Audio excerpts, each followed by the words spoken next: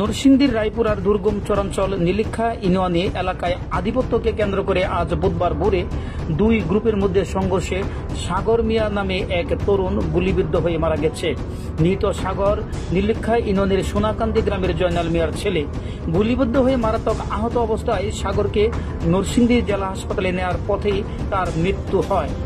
এ ঘটনায় হান্না মিয়া নামে আরেক তরুণ পায়ে গুলিবিদ্ধ হয়ে মারাত্মক আহত হয়েছে বলে জানা গেছে। পুলিশ ও স্থানীয়রা জানান, এলাকায় আধিপত্য বিস্তার, বালু বিক্রি সহ নানা কারণে দীর্ঘদিন ধরেই এলাকা ছাড়া ছিলেন কান্দাপাড়ার রাজীব সহ তার গ্রুপের বেশ কিছু সদস্য। গতকাল বুধবার ভোরে লোকজন সহ দেশীয় অস্ত্র শস্ত্রে সজ্জিত হয়ে এলাকা দখলের জন্য বীরগাঁও, সোনাকান্দি, আমিরাবাদ সহ ইউনিয়নের বিভিন্ন স্থানে হামলা চালায় রাজীব গ্রুপ। খবর পেয়ে প্রতিরোধ গড়ে তুলতে যায় আনোয়ার গ্রুপের সদস্যরা। এ সময় আনোয়ার গ্রুপের সাথে সংঘর্ষে জড়িয়ে পড়ে রাজীব গ্রুপের সদস্যরা।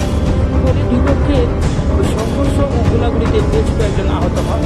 এর মধ্যে আহত অবস্থায় নরসিংদী জেলা হাসপাতালে নেওয়ার পথে সাগর মিয়া নামে এক তরুণ মারা যায়।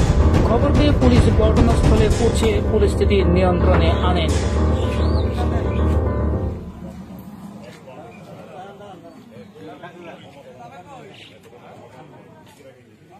Ini agak weekend.